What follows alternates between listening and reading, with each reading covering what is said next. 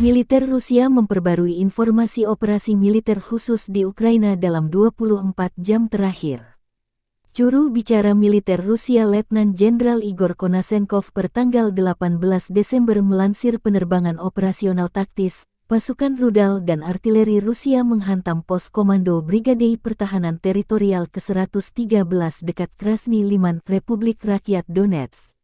Serangan bertubi-tubi roket jarak jauh Rusia juga menetralkan 109 unit artileri pada posisi tembak, tenaga kerja dan perangkat keras militer di 144 area konsentrasi. Stasiun radar kantor baterai ANTPK-36 buatan Amerika Serikat dihancurkan di dekat Konstantinovka, Republik Rakyat Donetsk. Konashenkov menyebut secara total, 344 pesawat terbang dan 184 helikopter, 2.676 kendaraan udara tak berawak Ukraina dinetralkan. Termasuk 398 sistem rudal pertahanan udara, 7.149 tank dan kendaraan tempur lapis baja lainnya.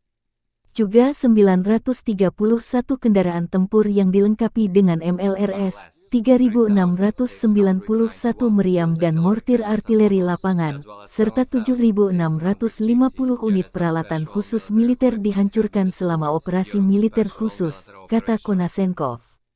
Dari kubu Kiev, Kementerian Pertahanan Ukraina melansir 520 prajurit Rusia dinetralkan dalam 24 jam terakhir.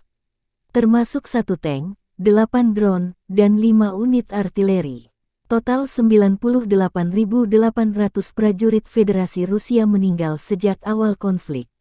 Kiev juga mengklaim sebanyak 281 jet tempur Kremlin, 264 helikopter, 2.988 tank, 1.657 drone Rusia dihancurkan. Presiden Ukraina Volodymyr Zelensky terus menggalangkan dukungan Barat dan dunia internasional. Pasukan Zelensky butuh bantuan senjata dan amunisi untuk mengusir penjajah Rusia, termasuk sistem pertahanan udara canggih untuk melindungi langit Ukraina dari serbuan misil jarak jauh Rusia. Konflik Rusia dan Ukraina memasuki bulan ke-10. Belum ada tanda-tanda perdamaian. Є великі проблеми з постачанням води. Найбільш складна ситуація – це Київ і область, це Вінниця і область, Львів і область, але і в багатьох інших регіонах є, на жаль, масштабні відключення. Це і Дніпро, і область, і Волинь, і Житомирщина, і Закарпаття, це Франківщина, Одеса, Одеська область, Полтавська область, Тернопільщина, Чернігівщина, і інші міста, і інші області. Росія не шкодує ресурсів на війну проти нашого народу, саме проти людей, проти усіх українців, від Луцька до Харкова, від Сум до Одещини. Я вдячний кожному лідеру, я вдячний кожному народу, нашим партнерам, які розуміють, що такі масштабні інвестиції Росії в терор, вже, уявіть собі, більше 4000 ракет, треба перекривати ще більшою допомогою людям, проти яких терор цей направлений. Цього тижня ми отримали важливі рішення від Європейського Союзу, від країн-партнерів в Європі, від Сполучених Штатів Америки, які допоможуть зберігати стабільність зараз і в наступному році. Це стосується і оборонної підтримки, це стосується енергетичної, макрофіну для України, але є ще над чим працювати, є ще життєво необхідні рішення, які очікують на остаточне схвалення і виконання. Зокрема, я буду постійно нагадувати, шановні партнери, знайдіть можливості дати Україні надійний захист неба, надійний щит ППО.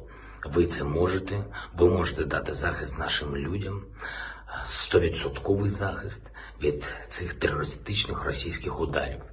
Коли це буде, основна форма російського терору, ракетний терор, стане просто неможливим, а це означатиме безпеку для українців, безпеку для мільйонів людей і стратегічну перебудову всієї воєнної ситуації. Чим менше буде можливостей у Росії для терору, тим більше буде у нас можливостей повернути і гарантувати мир.